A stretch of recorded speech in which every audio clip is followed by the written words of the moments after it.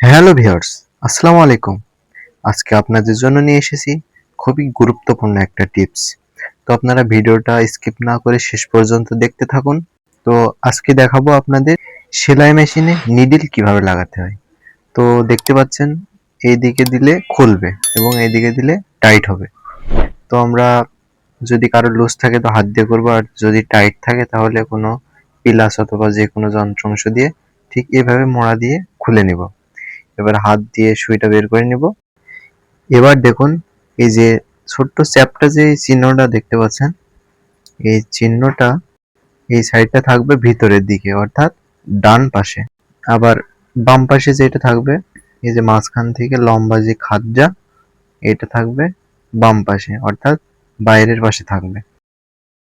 ঠিক এভাবে নিডলটা ধরে সুইয়ের যে চাবিটা আছে এর ভিতরে দিতে হবে যত দূর পর্যন্ত উপরে যায়। উপরে ছোট্ট একটা নাট দেখতে পাচ্ছেন, নাট পর্যন্ত পুরো লাগিয়ে দিতে হবে। দিয়ে সামনের দিকে মোচড় দিয়ে সুচ-চাবিটা টাইট করে দিতে হবে। ঠিক এভাবে লাগালে আপনাদের সেলাইয়ে কোনো সমস্যা হবে না এবং খুব ভালোভাবে চলবে। তো আমাদের ভিডিওটা ভালো লাগলে কমেন্টে জানিয়ে যাবেন এবং আমাদের শর্ট ড্রিম চ্যানেলটি সাবস্ক্রাইব করে দেবেন।